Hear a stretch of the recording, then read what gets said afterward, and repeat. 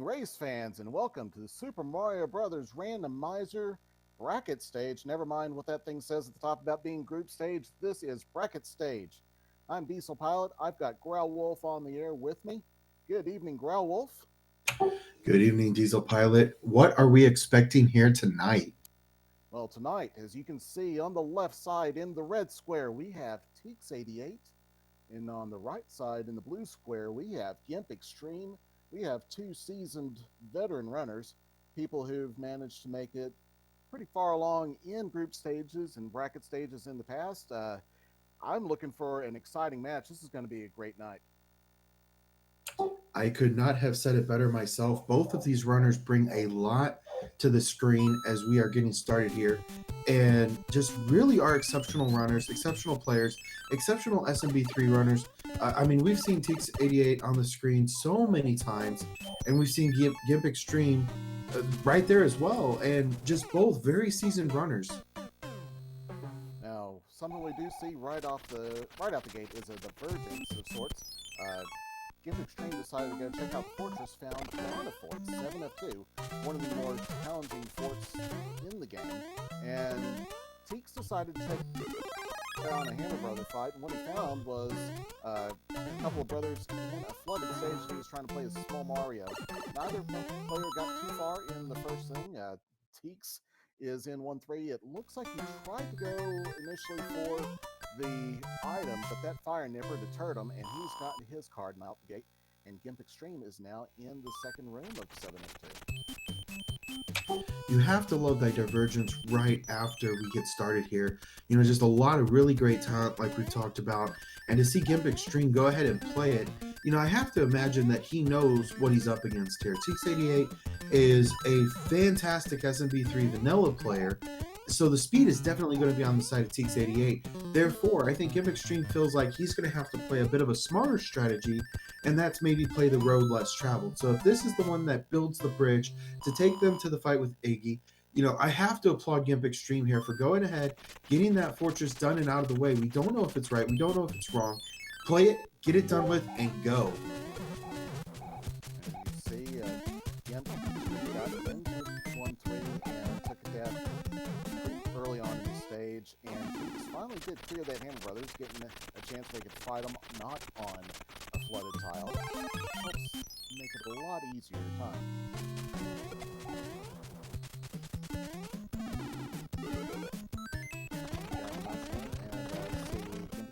Decides also to skip the World 1-3 item, presses right along, gets a star card, and we did find out that 7F2 did not, or 7F2 looks like did build the bridge. The other lock for the other fortress is still in place, so that looks to me like there's a bridge that's already been built. They've got the path to the castle, they've just got to get through, and Teeks sees 6-5.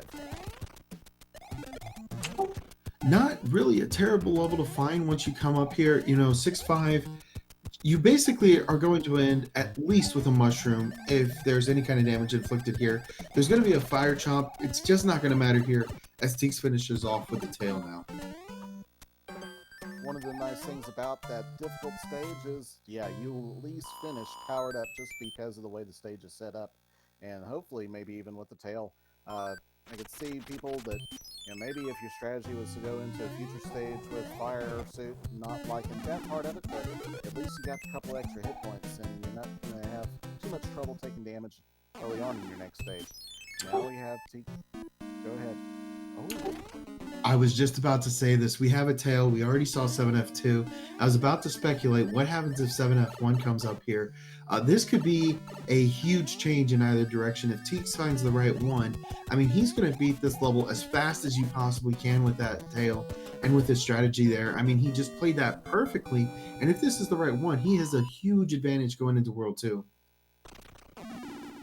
Yes, he does. Now, Gimp is going to find 6-5 here, and okay, so Teeks has to play 7F2 still. Unfortunate death on the side of Teeks. That is a rare thing to see there. Yes, it is. So, alright, so now we have TEEX is going to have to go back to 7F2. Of course, he's got to go all the way through the screen scroll. He might, nope, he's not going to enter the pipe. I thought he might just go ahead and enter and jump out of the pipe just to reset his position on the map in case he does take another death. You know, I have to speculate that that's something that I think I would definitely do. But TEEX88, you know, he is such a veteran of this game. So much so that he's even showing off by using the P-Speed strats in 7F2. That just shows how comfortable he is, I think, in this regard. And with that, he's now into the fight with Boom Boom. 3 shots later, that's going to be the end of it. Absolutely nice little. Now, Gimpxtreme was just about to get out of 6-5, got damaged, so he wasn't able to fly up to the exit pipe. He's going to have to redo that play. Now, TEEX has, it looks like it should be an open path to the castle. Yeah, we definitely expected to see a bit of a leadership change here, but Gimpxtreme just having such a problem with this Fire Chomp. He is not playing nice, and they keep respawning on him, so he is going to have to be very delicate in his approach here, as these Fire Chomps just are not letting up. Fire Chomps among some of the items, or some of the enemies that continue to respawn. This is going to give TEEX an advantage going in, as he's finished World 1 now in just about 5.5 minutes. Absolutely. A bit of a longer World 4. I know both runners had a death early on. You know, not exactly something we expect to see here from TEEX or Gimpxtreme. You know, both of these guys are just exceptional runners. And what a start to a race. But, you know, it is a best of 3. And honestly, personally, I prefer to have a best of 3 go to 3 because that just builds the suspension. And both of these guys, we know what they can do. I'm going to be disappointed, I think, a little bit if we don't get to see it. I agree. Getting to the third map, or the third seed, is always what people, the fans, I know everybody out there in chat land wants to see the 3 maps, and the 3 seeds, and of course, we also, everybody in chat wants to see, hey, let's get 6-5, let's get 5-9, let's get 7-5, some of those really cool things, so, yeah, we'll see how it goes.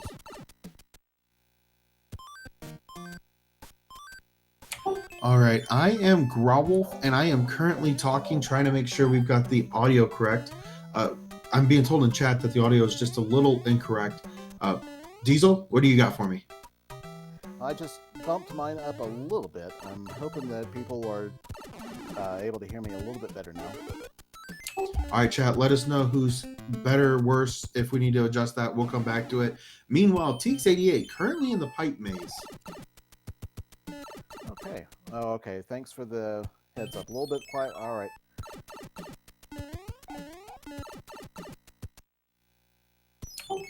Okay, I have jacked up Diesel yet again.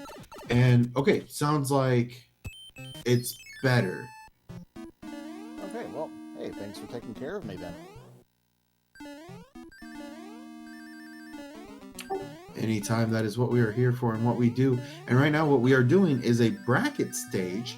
You had talked about that previously, but what some of the viewers may not know is that actually is the definition of the flag set we're using.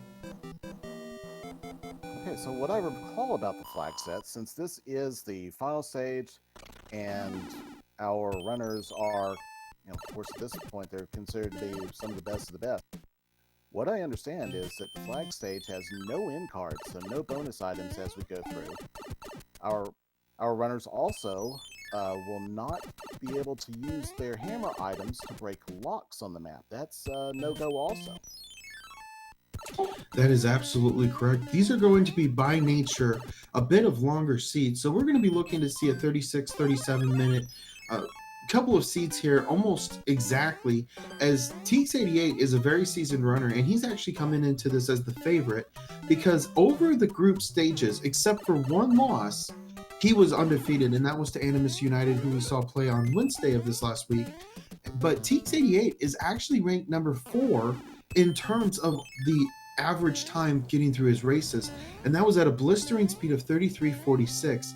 Gimpxtreme came in at a 3:3 actually, and is a 40:36. So Gimpxtreme, you know, definitely not shy of playing these games. You know, he had a 32, he had a 38, so definitely some very good times to keep him in it. And then again, a couple of longer seeds that gave him some trouble. So, you know, still a lot left to go here. We're not done. see, we have TEEX is fighting Ludwig Koopa at the end of World 7. Only 2 hits and no Earthquake on Ludwig. Definitely a very just delicate Ludwig, I think. Very easy to get through, very fragile. And with that, TEEX is going to be going on to the next world. So chat, this was a World 7 map that you're seeing now, the Pipe Maze, is actually the second world that was played. And we have, I guess this is what might be the third world. We've already seen Worlds 4 and 7 out there.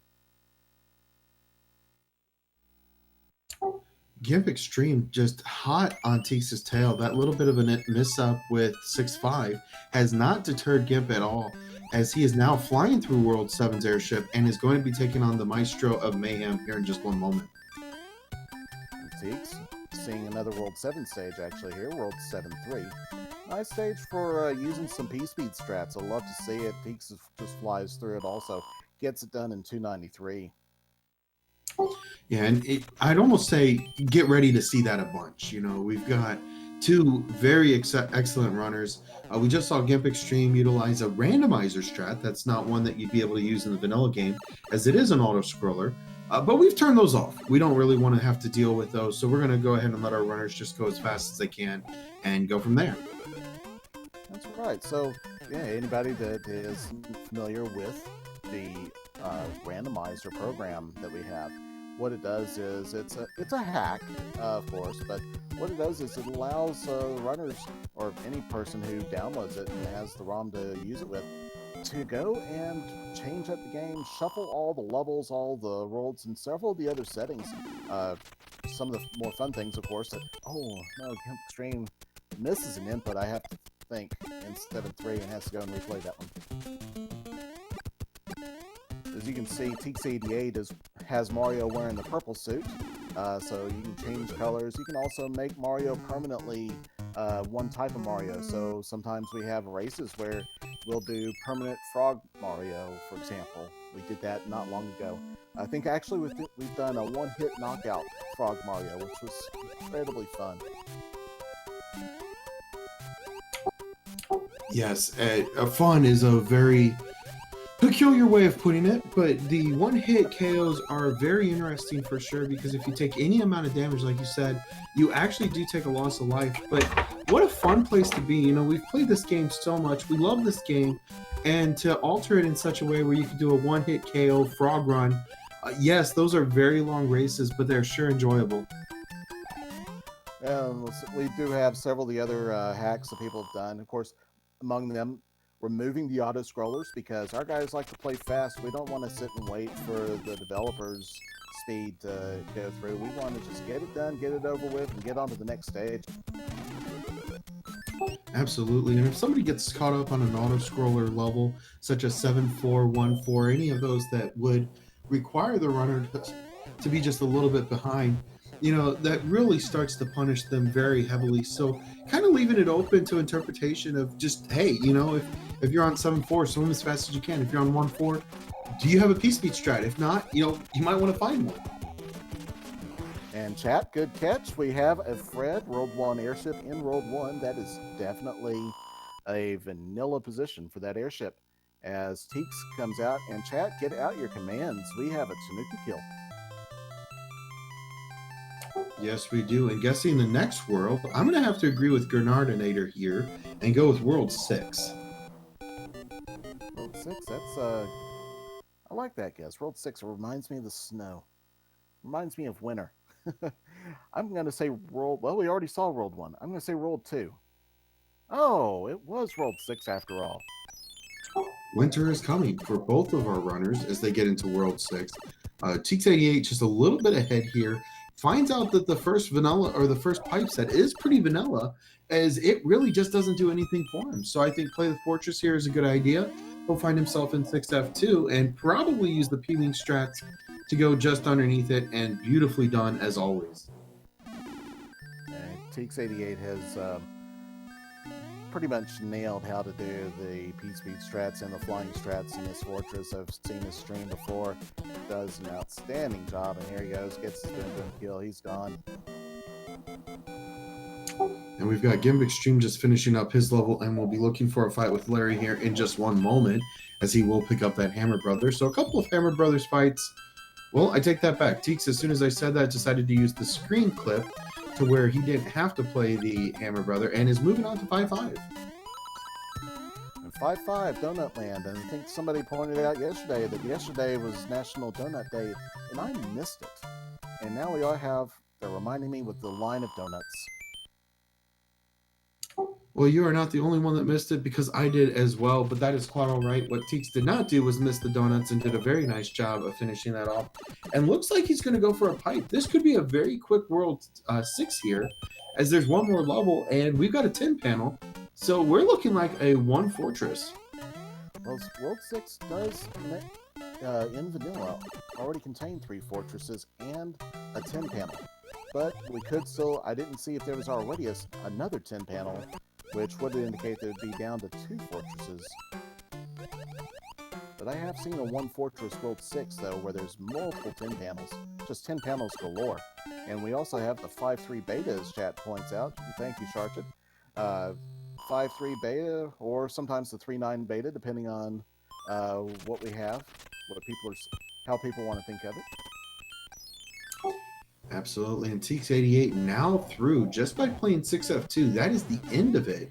He's going to be in the World 5 airship. We've got Gimpxtreme having to go a little bit of a different route, but that star sure is a nice thing, as he's going to be able to get through these first couple flumps, no problem, and will be doing his best to catch up here in just moments. Now we have Lemmy throwing out the circus balls, giving TEEX a little bit of trouble, but TEEX takes care of it, no problem. 3 hits and he's gone. A very vanilla fight, and with that, we will be going into the next world. Chat, get your guesses in. I've got to go with World 5 this time. I'm going to go with World 2 again. I figure I got to be right eventually, right? That's what they tell me. Sometimes it seems like the only time I can guess which world's next right is when it's going to be going into World 7. Tends to work for me as well. At least we do get one of them right. And like that, you got yours right as well. Oh, hey, it looks like the desert. And we have World 1-1 with the Angry Sun. Nice. Looking like some P-speed strats from TEEX. It looked like he probably would have been able to go the top route. Of course, you don't know that as you're running up, but with that enemy set, pretty vanilla.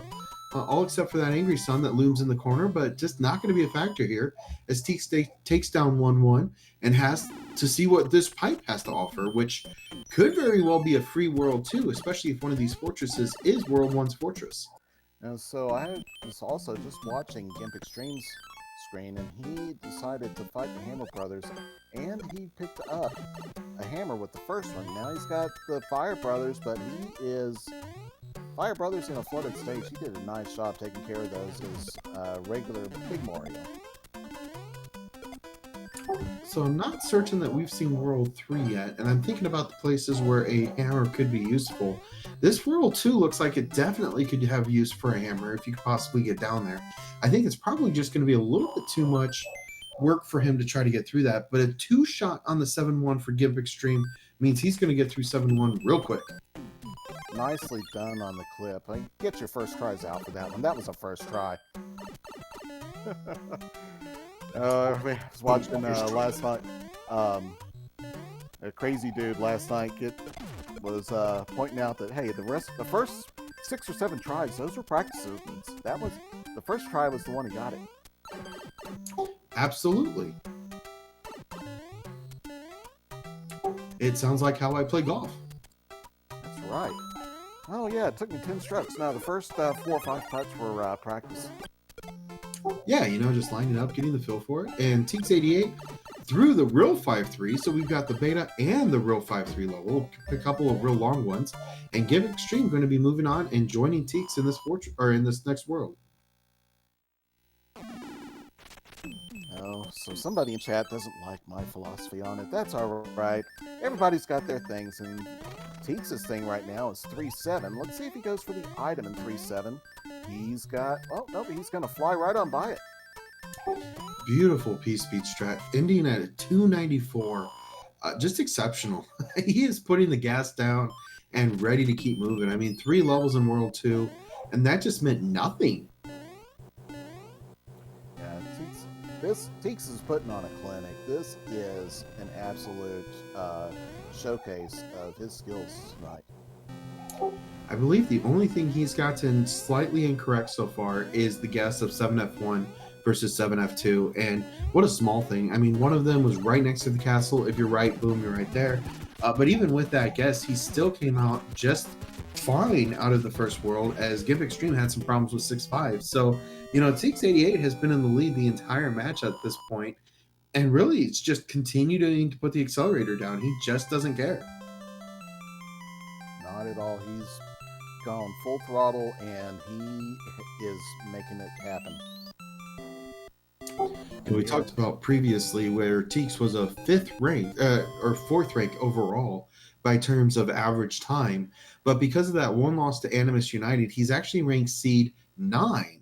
So right after the undefeated winners of the group stages, there's TEEX, and he is really no less qualified to be in this thing than anybody else. In fact, it would be my pick to see him go a lot farther, because he's got IBUBA 7 coming up next, and that's a bit of a rivalry there, as they kind of go back and forth with like the points tournaments with some of the other things. So if TEEX makes it all the way, it's because he deserved it, and I think we could say that about any of our runners. Indeed. Gimpxtreme saw 5-3, and he decided to spend a 1-up to get out of there, clouded over it, and took out the Hammer Brothers, or the Fire Brothers, right behind him with the frog suit. And now he is going into 3-7, and looks like he will take the upper route, and he's going to go for the item in 3-7. I love the decision from TEEX here. He's got 3 pipes he can currently see, one of which took him to the right side of the map. Since he was there, he decided to go ahead and play 6F3 here, and will be basically risking just a little bit to see if this is a required fortress. Looks like Gimpxtreme picked up a leaf, but TEEX88 absolutely damage boosting. He had a Fire Flower in 6F1 at the beginning of the escalator, and damage boosted over the wall of spikes to get a star then in the second room and get the orb on Boom Boom. So yeah, chat, hands out for the orbs there. Awesome run by TEEX. Absolutely, and what a call on his side. I know some runners would take one look at that and be like, "Meh, is it really required?" And of course, we won't be able to know that here.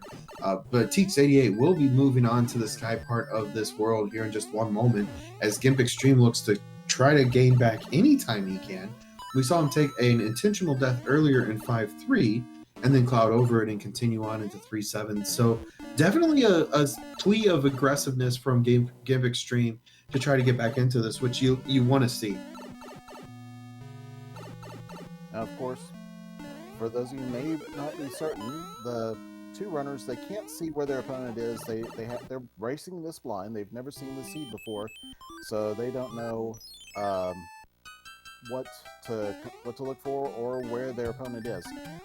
So Charter, in chat, the item from 3-7 was a super leaf. Yeah, so not really an item that we would expect a whole lot of swing from. Really, at this point, it's just a little bit of damage protection, as you can damage boost through a level a little bit easier now. So not a huge deal.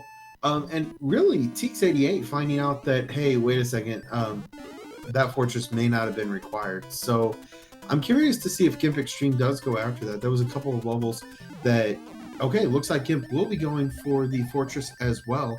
We'll see if either of these Hammer Brothers have anything good for him. Well, TEEX88 went for the item in the World 1 fortress. Of course, the fortress wasn't required, and it wasn't going to break any locks or do anything to help him out. And now he's in Super Tank's fortress, which isn't going to open up any pathing for him, but it will, of course, break open the route that he needs to get to the castle. I'm very curious what this fortress is actually linked to. I don't know where the lock would have been at the top. It can't be the bridge. We already saw that TEEX88 played this fortress. The bridge did not build. I'm very curious what it would have looked like at the top if this fortress actually is required, because World 1 Fortress, I believe, is the bridge. Because it's not necessary. You can get to all three of the islands, I should say, without any issue at all. So a very interesting place for a World 1 Fortress to be, and a World 5 where it actually would build the bridge. Gimpxtreme, he took a hit in World 6 Fortress 6-1, so he's going to have to replay it, and now he equipped a P-Wing to do that. It looks like they go into the upper, well,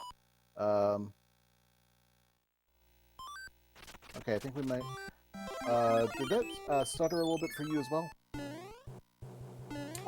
I'll be completely honest, I was actually reading chat, so no, I'm not sure. Okay, alright, so, anyhow, well,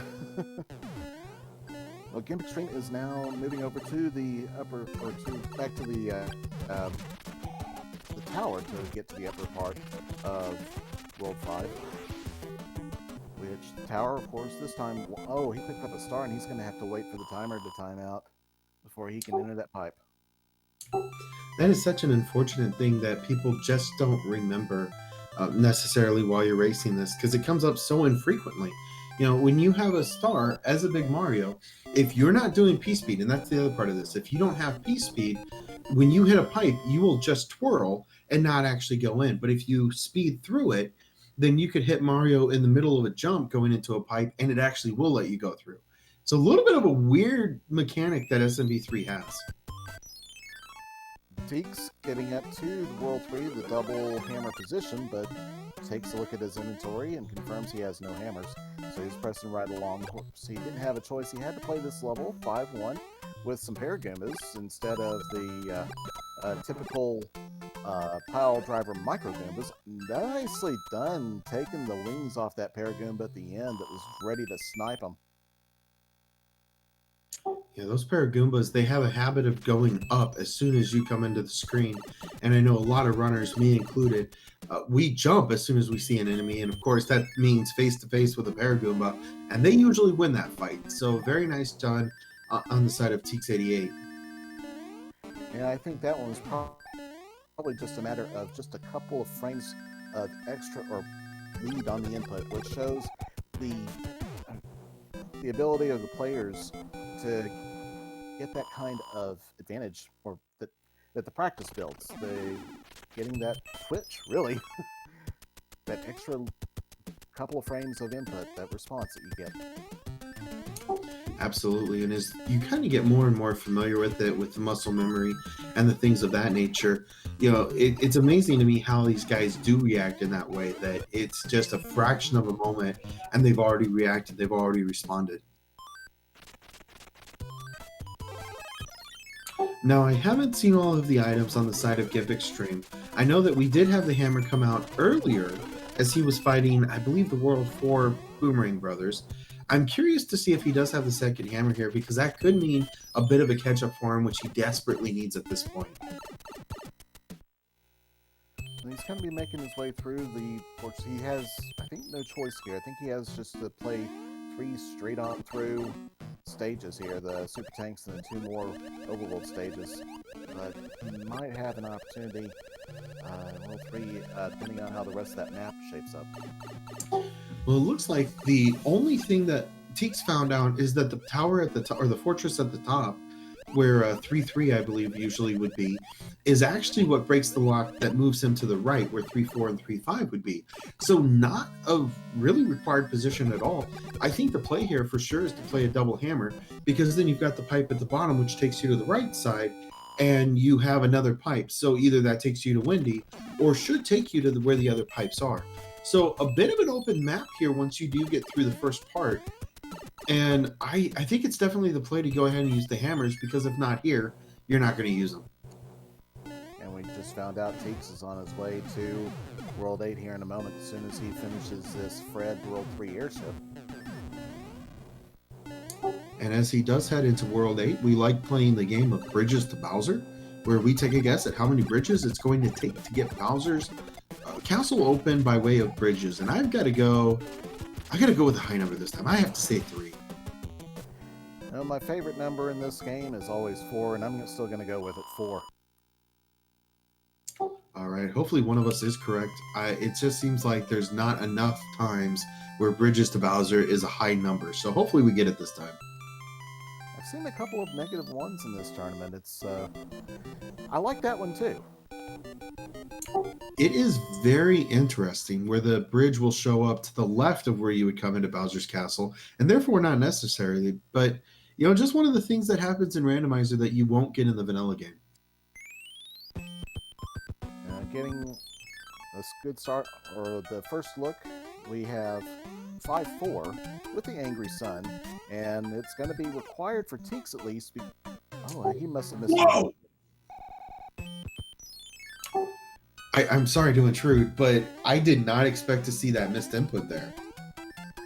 Yeah, it happens to the best of us, and just any number of things could have happened, but unfortunately he had to replay it. But he gets through, does his P-speed strats, he's out, and he's going to turn like 2 into a coin. There he goes.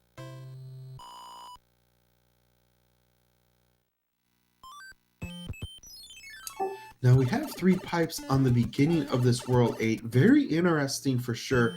I feel like TEEX is probably going to play a bit of a... Okay, looks like he's going to take a save state and go ahead and play a fortress. We do have a lock here. That's the first one we've seen. So I believe 4 locks is not, or 4 bridges is not possible. But we still do have 3 through -1 available. Right, you are, and we have the carpet fort, so he'll be taking the escalator ride in just a moment. See if, okay, and he just runs all the way to the left as he takes the fall down the escalator, and the enemy set clears the way. He's got just a single standard hot foot left, and he's out the door to Bim Bim. Looks like Gimpxtreme. I'm not sure if it was a call based on inventory or if he did check the inventory. I missed that part, but it looks like he will not take the hammer or the double hammer stride here. Now, taking a look, we don't yet know where our, or how many bridges we are, or where our pipes go, and we know where another one goes. And I think this one might have to go to, oh wait, we've still got the first screen. Gonna have a bit of a maze here as Gimpxtreme works on 4F1. He did just flash his inventory fast enough to see that there is only one hammer on his side, therefore he will have to play the long way around. And I think we found the Air Force in the Air Force sprite. So a Sword of Fred, not quite in the Air Force location.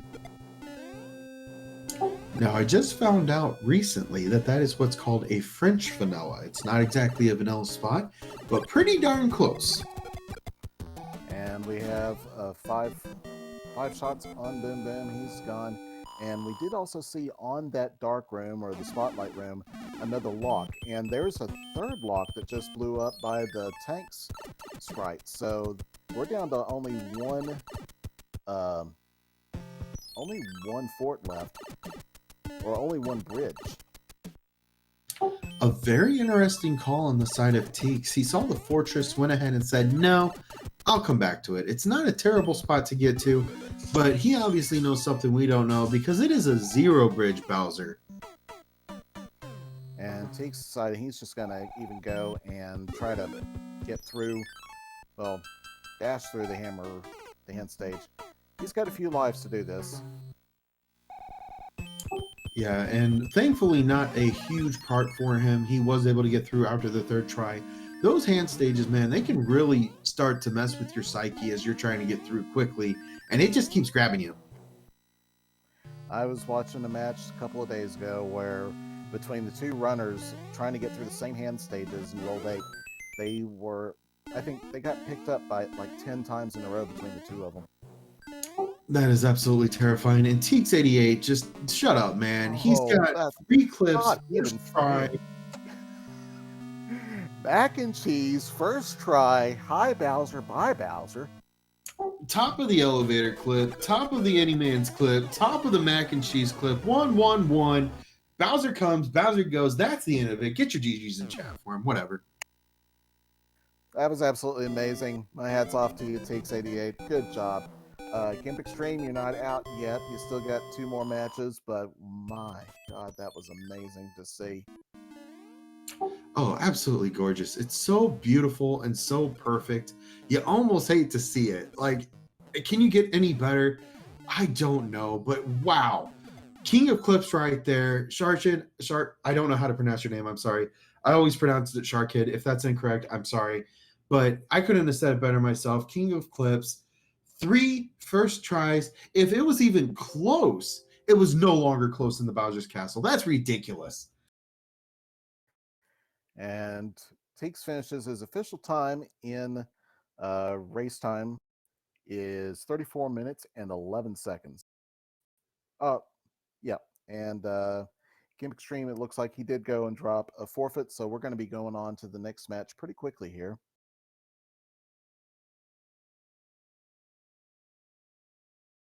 Absolutely. And this is a great time to go ahead and get a drink, take a break, take a walk. It usually takes us just a minute or two to get this set up, but we will be getting into that as quickly as we can. Don't go away. We'll be back soon. Thanks, everybody.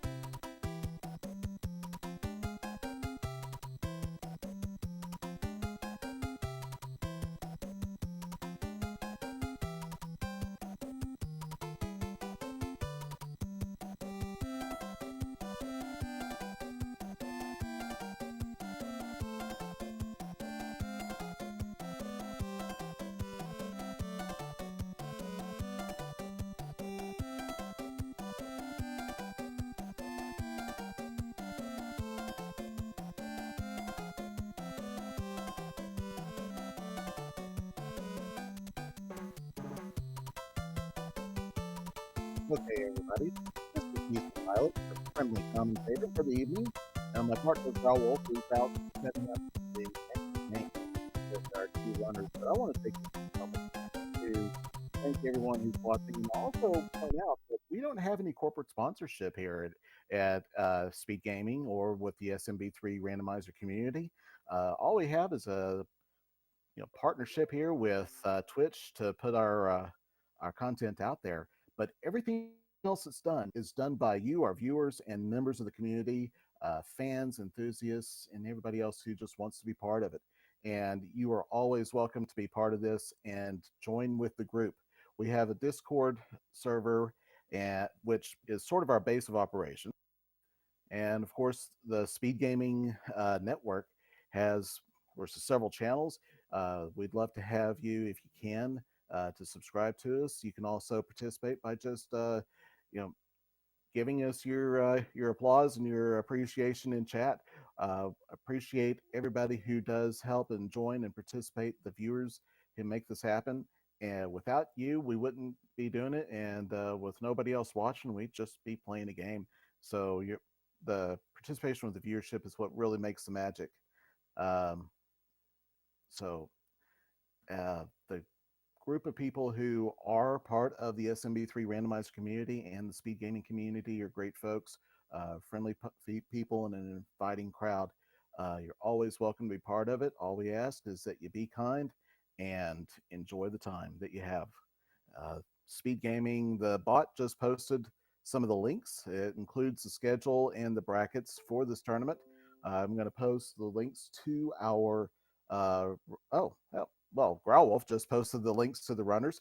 Please give them a follow at the very least. If you're able to, give them a subscribe or give a subscribe to the Speed Gaming channels that you enjoy the content on, if that's something that you're able to do. Of course, wouldn't ask you to do something you can't do, but if you can, we definitely appreciate it. Any kind of support helps us keep the races on the air. Absolutely. There's so much that goes on behind the scenes with that. And, we just do such a surface level of the things that we're currently doing. And, Speed Gaming puts on so much other stuff. They've got these bots together so that we can set up our runners real quick, get into the race, get you all the action, go live as quickly as we can. You know, they've even just got done with the No Kid Hungry Marathon, which, if you're not aware, is absolutely amazing. The charity that they did, and we're supporting with that. So, you know, we can't say enough good about Speed Gaming because I don't think you can. Now, while we are waiting, once again, we get to play the game of which world will be World 1. And I'm going to call out odds than evens. I'm going to say we're going to have all the odd numbers and then all the even numbers in that order. And I would say evens and odds, but World 8 has to be at the end. So I'm going to say odds and evens. And for my odd pick first, I'm going to go with World 3. Let's really throw something at the runners and make them earn it this time. I think I'm going to have to go with the start of a reverse world order and say World 7. I like your style. All right, the hashes match. The SMB3 iconic screen is up. It is time for race number 2. Let's go. All right, so we get it. Oh, wow. I was right twice now in the last couple of days. We also have a pipe check as we see World 3 open up, and the pipe actually does something for us. So let's just skip 3 levels and go right to a fort, and what a fort it is, the World 8 Fortress. You know, not sarcastically by any means, but I am a huge fan of this fortress. It's one of my personal favorites. I love playing it through vanilla. I love playing it in the speed run. It's just a great time. My favorite part about this fortress is that it is probably the one level in the game where practically every game mechanic gets shown and demonstrated. You have P-switches, you have doors between multiple areas, and then of course you have the fact that you can take advantage of the P-switch and run fast on that rail if you're small, on that conveyor belt. Or you can do like Gimpxtreme here where he had to kind of duck and go a little bit slow because he's Big Mario and he wants to preserve his power-up. You know, I can't say I hate that decision right off the bat. It's a brand new race. There's a lot left to go. You don't know what happens next. You still got to find out where Wendy is. You know, I don't hate the idea of keeping your power up here. TEEX finds himself in the 7.3 beta, and this is another one of those lost levels that was partly left finished in the ROM, but had no positions pointing to it, and as part of the hacking process that our developer Fred Coughlin did was he made it so that this level, along with 8 other beta levels, could be played live by our community, either our runners, or if you want to download it and play it yourself, you're able to do that as well. All right, I love this call by Gimpxtreme. He looked at the map for just a moment. Now, that may seem like a waste of time, but what that actually means here is a change of leadership where TEEX played an extra level. Gimpxtreme is actually now moving ahead and is approximately a quarter of a stage ahead at this point. And that little decisions like that, sometimes taking a moment to take a look at the map and figure out where you are, can make a big difference and actually save yourself quite a bit of time. You don't see that too much in the Mario randomizers. You see that more in the maybe the Zelda randomizer, where people will take a minute to look at where they are and check their tracker, but occasionally you will see that here as well. Now, TEEX finds the path to the airship, while Gimpxtreme is having to play A2. Actually, he doesn't have to play A2. Gimpxtreme just made a bad call. We just got done talking about how incredible it was that he played the right level, that he looked at the map, knew where he needed to go, and just like that, he forgot to play the pipe. Because he went to the left, and he's actually going after the fortress. If he continues on in this path, he's going to be way far down going into World 2. And I believe that he just realized that he hadn't checked the pipe yet. And there he goes. He's going for that one now. And he'll probably will be kicking himself. Might be wondering if he just gave himself up or gave himself a bit of a disadvantage by not checking that earlier. And the king. He definitely did. He absolutely did. He had such a perfect run going into that. He knew exactly where he wanted to be, and then to mess up like that. Sure, it's a side salad Wendy, but you're still a level behind now. So we have got to watch and wait and see for Gimpxtreme to go and really just play a much more aggressive strategy here. He has to know he's behind at this point, and he's got to believe that he's got to make some ground up here. Well, one thing that could give him an opportunity to pick up ground here is the fact that he will be going into this next world with his raccoon tail, so he'll be able to play World 1-6 here a little bit more quickly than TEEX did, who TEEX had, of course, to take the conveyor belt. Now he does have, it looks like this fortress is going to be required, even if it wasn't technically required, as that will build the bridge. Yeah, absolutely. There's got to be one of three things on the left side of this ground world, and that is a fortress, which would be used to build a bridge, like you said, or a pipe, or a tower, which, of course, either of those would either take you to the right side or up to the sky zone. So in order for us to not soft lock, one of those three things will have to be there, of course, with the fortress building a bridge. And let's see.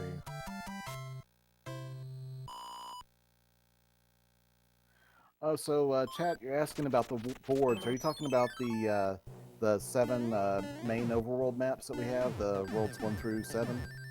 Because part of the randomizer, and yeah, we do have the same 7 levels, but because the randomizer is shuffled, at least as far as what item or what map items are where, that does gives a lot of.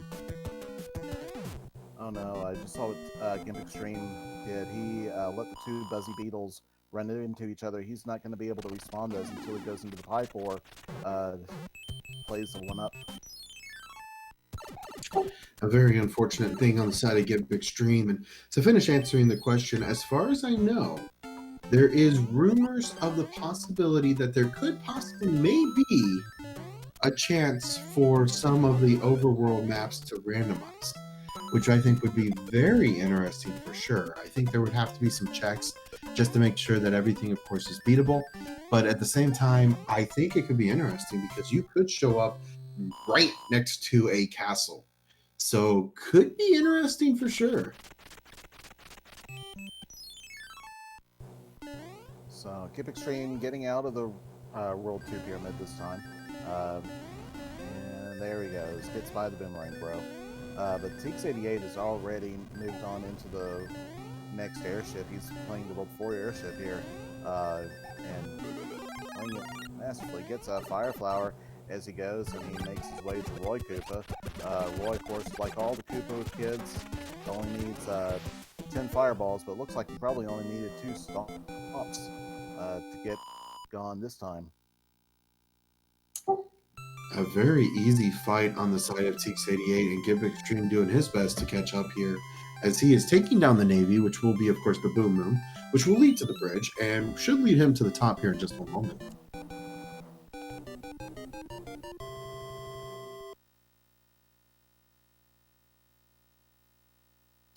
To answer the question in chat about how is it random when you use the same boards over and over again, it is randomized in the way that the pipes work. So the pipes don't necessarily always go to the same place. Which fortress unlocks which will change. So lock placement is randomized. The levels you play are randomized. Basically everything except for the overworld is randomized in some way, shape, or form. As well, the enemy sets and of course which stages appear where in the game are completely shuffled. There are a few things, of course, that aren't randomized, but pretty much everything that we've been able to identify as safe to randomize, where it doesn't cause a soft lock or some other kind of unfortunate issue, has been shuffled somehow. Absolutely. And I know one of the biggest drawbacks, one of the hardest places for the SMB3 to exist is the fact that the memory is so small within the file that they can add a few things, but unfortunately there's just not a whole lot of memory to do a lot of other things as well. So Gimpxtreme is now he's taken 2 deaths on the World 4 airship. I think the last one was just the last one was just picking speed strat not gone wrong, and so was that one. Gimpxtreme just having a bit of a problem here, trying to use those P-speed strats, just not working out for him, and unfortunately that is going to require him to go this a little bit of a slower route here. But honestly, at this point, if you try the same P-speed strat and it doesn't work, you're still wasting time. It still works the exact same way. And a very interesting World 6 on the side of TEEX88 where we find 5-9, one of two auto-scrollers still in the game. The 5-9 was one of the levels where it was designed so that it was entirely a diagonal auto-scrolling level, and it has these lifts that move up and down, back and forth, and you gotta jump from one to the next in order to make the way. I think it's something like 18 lifts. Takes about a minute or so to get all the way through it, but if we were to remove the auto-scrolling feature from this level, the lifts wouldn't time up. They appear, they spawn and despawn based on when Mario actually approaches them, and you can easily soft lock yourself in that one. So that one's left in as about a 1 minute long level. It can cause people to decide to go and check another route when they encounter it, though, depending on where it is in the route. So Gimpxtreme just came up to one of the World 4 fortresses, I believe the first one, and is going to play it as well. We just found out from TEEX that is not a required fortress, so unfortunately that will require or take a little bit more time, as I do believe TEEX did not play anything past this. He just went through the pipe and was able to move on after that. TEEX taking down Boom Boom just as Gimpxtreme is getting to Boom Boom in his fortress, the 4F1 fortress, and that fortress that TEEX finished did not break the lock, so he's going to have to go and figure out how to go backtrack and get to the fortress that he needs there. And not very difficult at all, as he was able to take one more pipe to exactly where he wanted to go. That will be one more fortress, and then the fight with Lemmy will commence.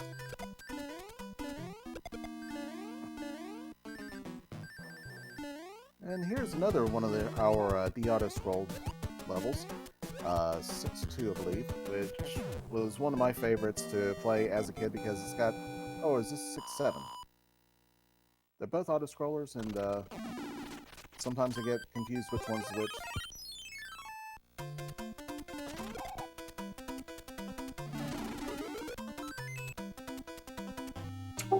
A message from chat. It looks like Gimp is playing a little bit tilted here. We hope that that works in his favor. We have seen a couple of places where a runner can get aggravated, get upset, get angry, and they play a lot better. Hopefully that's the case that we have here with Gimp, because we've got TEEX88 just running a couple of outstanding races so far. We're just 12 minutes in, not quite. TEEX is working on the World 3 airship. Lemmy's going to be coming up here in just one moment, and it's going to be a beautifully open arena for him, really, to take down Lemmy in. And Gimpxtreme has got to start playing even faster and do his best to get caught up here. And honestly, if he had gone for that fortress here, he would actually be a little bit ahead, because he would not have to play that extra fortress that it looks like he is going to have to play here in just one moment. So, something I think kind of metagaming this a little bit. Gimpxtreme, of course, just saw 5-9 now. He may think, both because of the fact that he needs this one to force a rubber match, and because he knows that he's made a couple of mistakes earlier in the match, especially with the World 4 airship that he just played. He may be thinking that he needs to take a riskier maneuver, and he might be thinking that jumping up ahead in the map and playing the fortress that you see late in the map might be the riskier maneuver that can give him a big advantage. And while I agree that that's probably the case, we just saw on TEEX's screen that it's gonna not work out for him. Yeah, very good call, because you kind of play a game of what am I thinking, and it could go one of two routes. And we're honestly, on our side, it's super easy. We know exactly what the rules are. We know exactly how the game's going to unfold. We know exactly which port the lock is going to break from.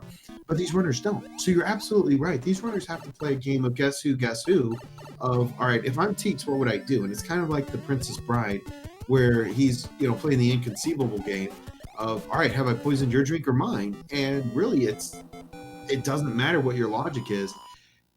You're either going to go a different route or you're not, and then you got to make it stick. And honestly, if it's the one that you would normally play and you reverse it, you hope it's enough. You hope it works. And I think in this case, both the drinks are poisoned. TEEX in 5-3, and he's just going to run right through it. He's going to P-speed this one. A beautifully placed P-speed strat in 5-3. Keeping it through that pipe is actually not easy to do. There's a certain method that you do have to use with that, and that you do have to jump going into the pipe, and then you have to jump kind of coming out of the pipe. So a very remarkable job on the side of TEEX88 as he just blows out 5-3, as we've seen him blow everything else out of the water at this point. Finishing up with 285 on the timer. I'm going to have to say, TEEX has been practicing. Oh yeah, you know, if it's SMB3 right now, I think you kind of have to think about TEEX88 as a possible contender, no matter what it is. Before this, we were talking about the ROM he was running. It was some kind of a hack where basically runners have taken the game itself, repositioned things, even changed up the levels so it's a completely different strategy, and you got to play through it. And a lot of the levels are a lot harder typically, even though the mechanics are the same. The levels do get harder. And he's just blowing that out of the water too. It's just so incredible seeing all that he can do and accomplish in this game. Gimp making his way through his airship, World 3 airship, as he goes to face landing.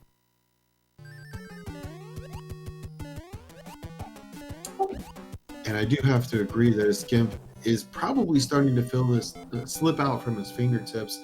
I hope to see a bit of a more aggressive strategy from him. There's just so much left to play in this. You're only at World 4. You're entering World 4, I should say. And TEEX88 played the wrong fort. Or I think it was actually route required, if I'm being honest. But regardless, you know, it's one of those things. You've got to take those chances you can. If it's a World 4 that's linear, you have to play it as quickly as you can. If it's a World 7 that's still coming up, you know, play it maybe a little bit riskier. Play the one that doesn't make sense right off the bat. It looks like TEEX just got a glitched Hammer Brother kill there, but either way, whether it was or not, he took down both the Hammer Brothers, even one that decided to come chase him down, and he's found 6-5. He equipped a P-Wing before putting on 6-5, or before entering 6-5. I'm sorry, there's such a thing as being too good, and I think that's what we have from TEEX right now. You know, he went ahead and utilized that P-Wing. It's just not going to matter at all, as he's basically juggling a turtle shell now. I think he's just showing off at this point. It could be. Finished 6-5 in 21 seconds. That's insane. It's planned. I mean, he is a vanilla runner, and there's no way he could have possibly known that was 6-5, and yet he still had a P-Wing. He still blew away the level in the fastest possible time, not task-related, which is, let's be honest, impossible, because it uses a back-and-forth motion that's frame-perfect. And yet TEEX did the next best thing and did what was fastest for a human. This is unreal. Even clipping into that little barrier on the airship, but still getting out and making it look easy. Like I said, man, I think he's just making it look fun at this point, because that's all that it possibly could matter at this point in time. You know, and if I'm going to say it, if TEEX continues to play at this level, he had the 4th fastest average in the group stages and was the only one for like the first 8 that wasn't undefeated. So to see him play at this level and still be seated as the best non-undefeated person, you have to believe he thinks he's going far in this tournament, and I'm going to side with that. I do believe he can go far in this tournament, and I hope he does. I would hope he does as well. This has been awesome to watch. Here he is now in World 7. Finds the first fort, finds the door 3 fort, or door 6 fort. Yeah, it looks like he's not going to go for any possible frame skips there. It's just not worth it at this point. You're already going fast. Just keep going fast. And fast he does, taking out Bim Bam at warp speed. And you know, I think the really sad part about this is, or maybe fantastic part, I don't know, it depends on which side you're on, is Gimpxtreme is not a bad runner. Gimpxtreme is a fantastic runner. He's been on the SMB3 Randomizer stage multiple times. He is a veteran of this game, period. That is the definition. He is experienced. He is a veteran of this game.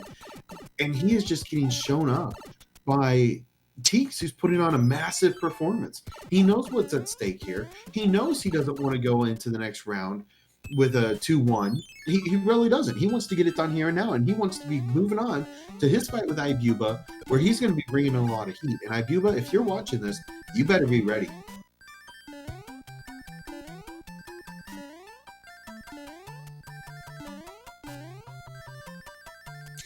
But TEEX88 now on the side of the Angry Sun level just blows it away. Why not?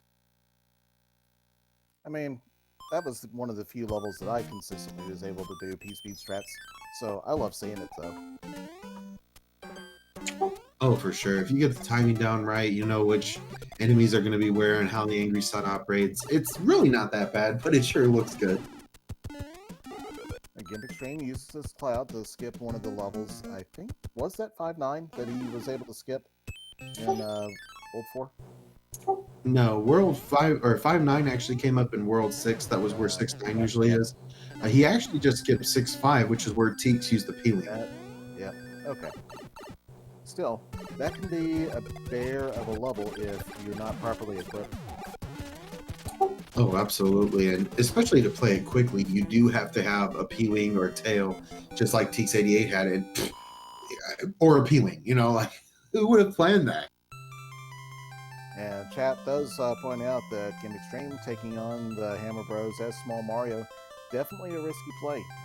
So that he got out of that one was a nice maneuver. Yep. And yeah, thanks. Yeah, it was 6-5. So we have twin. Yep, we have twin Koopaling kills, but TEEX, of course, is one level fully ahead of the other, and we've got a 2 Fortress World 1. We have a long route in World 1. Oh, long route is absolutely correct. That is the longest route we could possibly have in World 1. Both fortresses are in World 1-5 and 1-6 positions. They're going to have to play every level. That's going to take a while, but we got some time.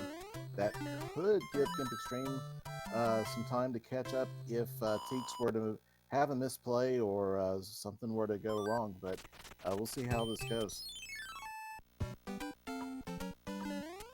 Absolutely, but TEEX just playing at such a high level, you know, you kind of hope that he gets a little bit closer here.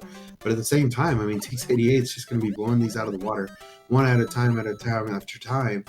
And Gimp, I'm sure is feeling like, hey, I really wish my hammers would break locks here, guys, because that would be a huge swing in his favor for the World 1 that he'd be going after. Absolutely, and TEEX just powering through that beta stage and getting through it, coming out of Small Mario. Those bloopers, man. Those bloopers. They are not fair. That is absolutely for sure. Wow. Oh. Does anybody have a frog suit? Atlantis coming up on the side of TEEX88. He played it right. He had a cloud. Unfortunately for Gimp, we did just see him play his second cloud in World 7 as he wanted to jump over the 6th panel and go straight into a pipe. So that does mean he is going to have to play a required Atlantis coming up. I think required Atlantis works out to about 90 seconds. Yeah, that's a really, really unfortunate place for Gimp to be. You know, we've seen him play a couple more Hammer Brothers. You just hope when he plays those that it's actually required and going to help and going to be really good items like the Hammer Brothers suit. Meanwhile, he's got 3 hammers and he has no place to use them now. Those are just going to be wasted hammers. And TEEX88 did save a cloud for that. So instead of it being TEEX88 playing it and the item advantage going on the side of Gimp, it's going to be reversed. And unfortunately, Gimp is going to have to play more Atlantis just to continue to get through. TEEX got through 3-5 very quickly, moving right along, swimming like some kind of Michael Phelps guy or something. Absolutely. That poor controller as it gets mashed like crazy. But hey, we'll get another one. We got to go here. 5F2, and not gonna do, as I believe Mitch Flower Power calls it, the Jesus clip. Gonna play it straight. Yeah, that's a move that you use when you believe you're really, really, really far ahead or really, really, really far behind, as there's just such a low rate for that to actually work. But if anybody could pull it off, I believe it'd be TEEX. Well, he is really far ahead, but he doesn't know where he is, and he's playing it straight.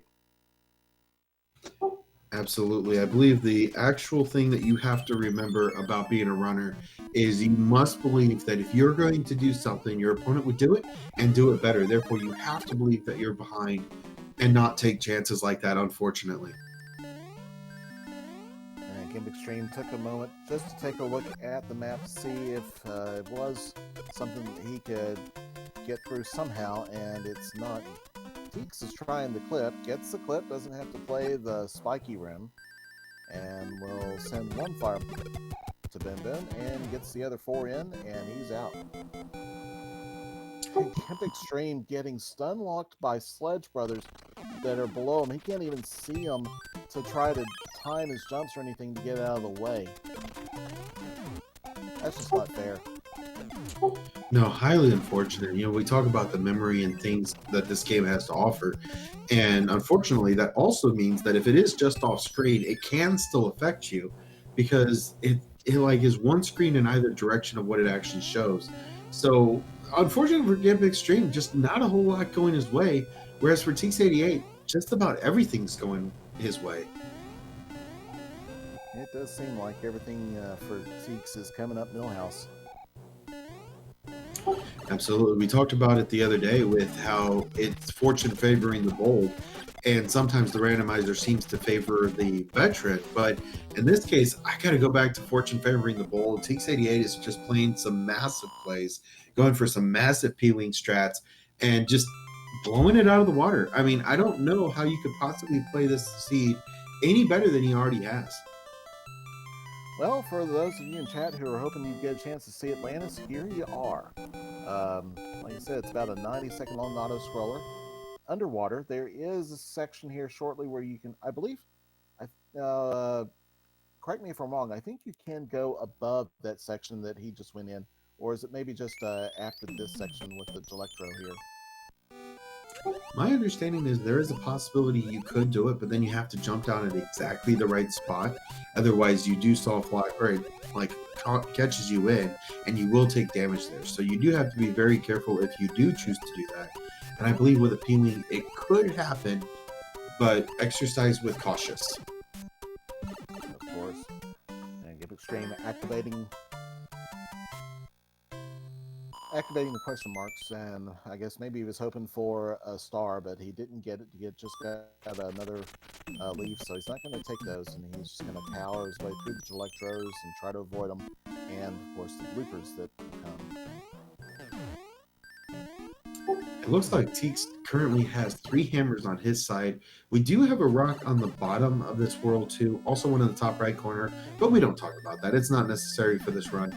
But what I do believe TEEX is going to do, based on where the pipes are going to be here in just one moment, may go after that rock break, which I think is a very good call. You've got the hammer, might as well use it. If it saves you a level, maybe 2, it's worth it for sure.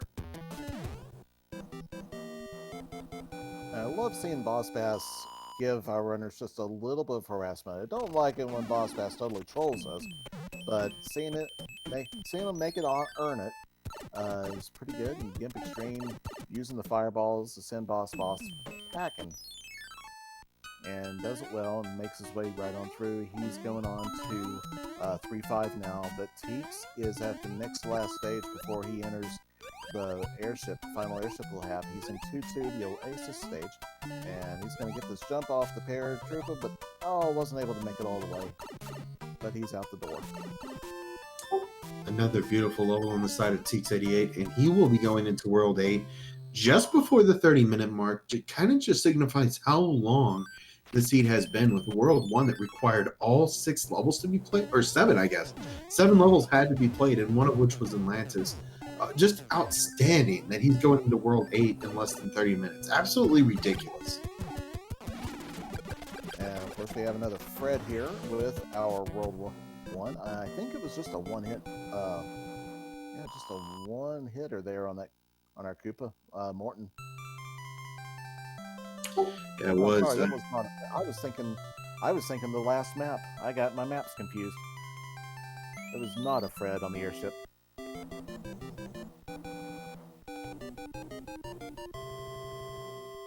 No, but that was one of those low salt sodium Mortons, as there just wasn't any salt there at all. And with that, we do move on to bridges to Bowser, where we guess how many bridges it takes to get our runners to Bowser. I'm going to have to go with 3 again. I still want to see it. Well, we know that it can't be 4, so I'm going to go with -1. 6F3 will be the first fort that starts us off here, and the damage boost comes out quick for TEEX.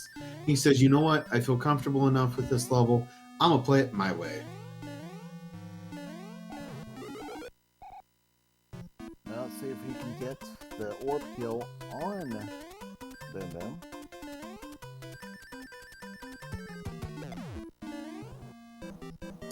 A very vanilla run on the side of TEEX, as he does produce that orb from the Boom Boom. And with that, he will be moving on. Curious to see what he picks here. Looks like it's going for Recon. Well, you got to do it. You don't know yet where you're going to end up picking up your Koopas. You know you got a fortress back on the first map. Okay, so it looks like that did break the lock to go to the fortress. He decided to go and play it now. Okay, looks like 7F2 on the side of TEEX88. He will play a P-Wing. That will immediately not be necessary, as he doesn't want to take a too risky strat here. He does want to get through the first time, but just taking a lot of damage. He may have also thought, I don't think we've seen Fort Knox this time. So it wasn't a bad choice to take the P-Wing. You don't get all the things that you hope for, but still, you want to take some kind of power up going into Piranha Fort if you can. Nice stance with a hot foot. A very close call there, but TEEX completely in control of this fight. And a question or a mention from Joe Bloody in the chat. I don't see how World 8 can be the great equalizer here. You are absolutely correct. At this point in time, it is such a ridiculously linear World 8. We've seen a couple of very linear World 8s, and it doesn't even matter. Oh, Anchor is Music Box. Nice. So Hammer Soup not going to be a factor. Uh-oh. TEEX just missed the clip. I don't know how he's going to come back from that. You know, some days just aren't your day, you know? I guess. I mean, I just, it looks like he's going to be okay here, but that clip will cost him just a little bit of time, but I think he's still going to be all right. Yep, so looks like he's, first try after his 2 practices on that final clip going into Bowser's Frame. Yeah, I have to agree with Orty. You might as well just forfeit here. You've got a 3rd race. You might as well go ahead and get into it, and just call it with that. So here we are. We got 35 fireball shots to send Bowser packing, and there it goes. Just mashing that B button. Absolutely. 35 what? You say it and it's done. Absolutely ridiculous. A fantastic run on the side of TEEX88. Get your GGs out in chat. What a clinic. Absolutely was. TEEX just owned that like a boss, and definitely earned his 2-0 match this time. For sure. And, we talked about it previously, what his race record was going into this. He was a 5-1 going in with a 33.46. He was the 4th that was in the 33-minute mark. The next was Pro A007 at 34.20, and he just had a 32.44. I mean, come on. That is ridiculous. And in this run, that World 8 was super friendly, but just wow. Absolutely wow. We're going to see if we can get him in here for an interview, because I got to know more about that.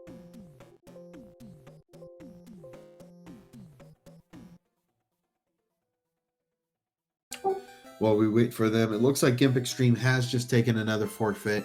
A bit of a rough seed for him, including playing an Atlantis that wasn't required, but if you had the cloud, obviously you could get over it, and unfortunately just had already used them at this point. That will be a time of 32:45 on the side of TEEX, and just an absolutely blistering pace. That World 1, that World 4, that World 2, that, well, 2 I guess wasn't bad, but right, how do you post a 32 with this kind of a seed? Version 2 Productions, if you find the answer to that, I think you'll find the answer of who the champion is, and that is who we've just been joined by, TEEX88. Wow. GG's, man. Thank you so much.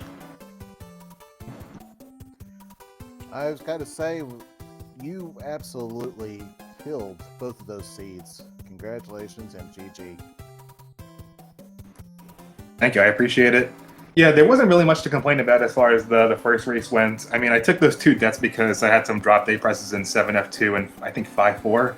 But otherwise, I'm not really too upset about the routing. I didn't know what to do about the fort that was on the ground in World 5, so I just played it anyway because I didn't want to risk revisiting that tower. So I don't know if that was the right move or not, but you know, yeah, I'm still happy with the results, and especially happy about my call to use the P-Wing at the start of 6-5, because didn't really have to fumble with the lethal too much. Absolutely ridiculous call. And we're also joined by Gimpxtreme. GG's. Yeah, kind of what I expected, honestly. As soon as they said TEEX was my opponent, I'm like, well, it was a fun run. It was a good try.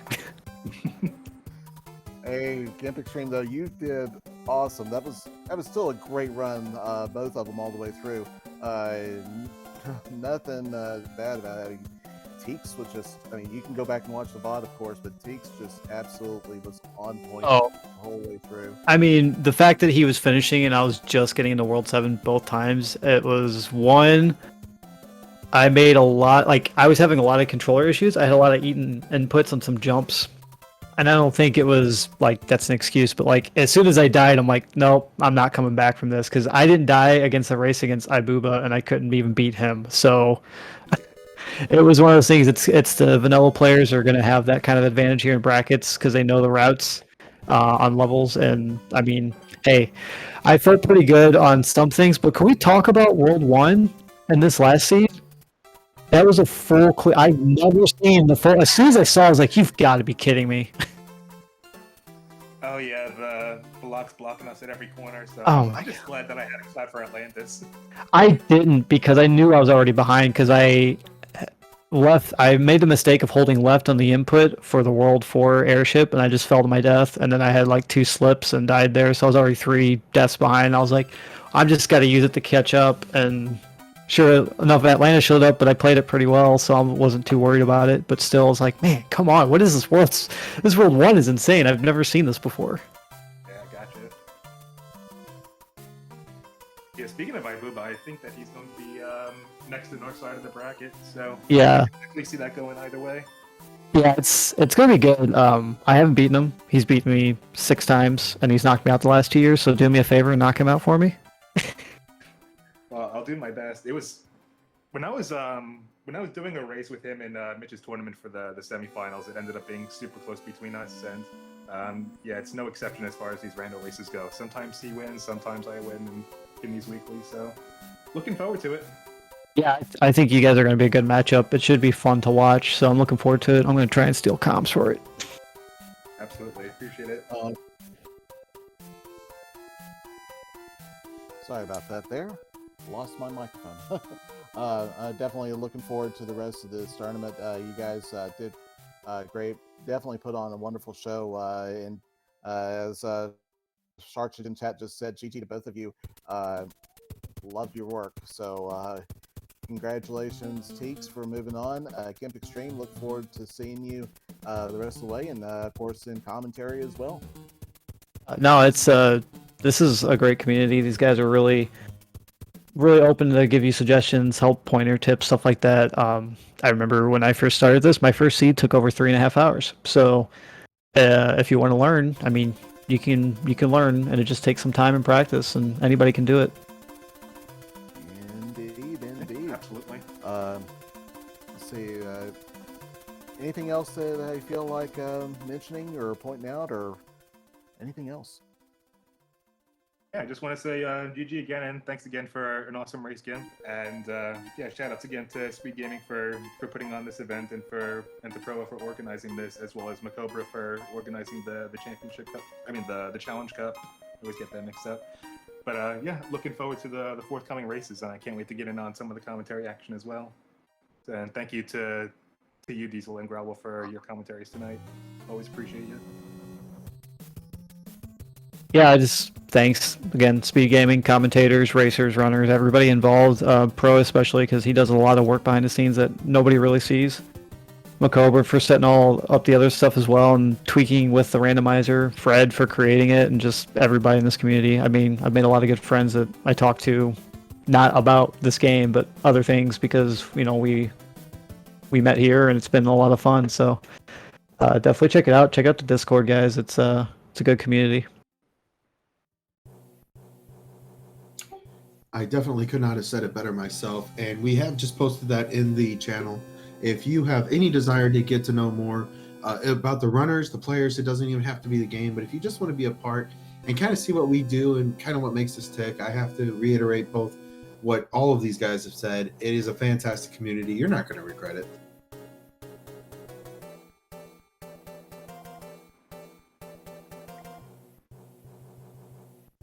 Well, so just give you everyone else a rundown of what might be going on the rest of the night. Speed Gaming is full. We've got matches galore going on over in just a few minutes on Speed Gaming 6. They're using all 6 channels. We actually have the next Challenge Cup match starting here in just a few minutes. We've also got another race in about an hour. That one will be featuring Dom versus Paradox on Speed Gaming 4. And of course, you can always look at all the other events going on. We got Link to the Past Randomizer Tournament, Episode 1 Racer, Super Metroid going on the rest of the evening. You can look at everything up on speedgaming.org. Click on the schedule link and take a look, see what suits your fancy, and watch along with us as some of our friends and everybody else participates, executes their games, makes mincemeat out of some Koopalings and goes and destroys seeds.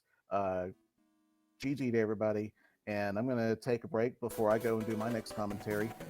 So be safe, be kind. I'll see you on the other side of the next pipe check. Growlwolf, have a good evening, my friend. And the same to you as well. Best of luck in your next race. Any closing thoughts from our runners? I think I've pretty much covered everything I wanted to say. Just thank you again to Growlwolf and Diesel Pilot for your commentary tonight, and yeah, looking forward to the forthcoming races. And I'll be doing my part and getting some extra practice in before my match with Ibuba, whenever that gets scheduled. Yep, same. Good luck, TEEX. I know you and Ibuba are really top-class runners. It should be a really exciting match to watch as well. So good luck to everybody else out there. I know that the Challenger Cup, for those guys, keep your heads up. It's a really intense competition in that. I think it's a lot of fun. I know some people get bummed when they don't make brackets, but Challenger Cup is just as challenging. So Absolutely. Could not say it better myself. The Challenge Cup has been nothing less than extraordinary at this point. We've called a couple of great matches. I think it's definitely going to be a fight for who gets to go and do commentary for TEEX and Ibuba's next match, as it's going to be one you don't want to miss. And if you can be a part of that, that's even more exciting. But for us here, that is going to be all. So on behalf of the Super Mario Bros. 3 Randomizer Discord community, the Speed Gaming channel, for all that they do, TEEX88, Gimpxtreme, and Diesel Pilot, this is Growlwolf signing off for now, saying keep randomizing, keep racing, take care.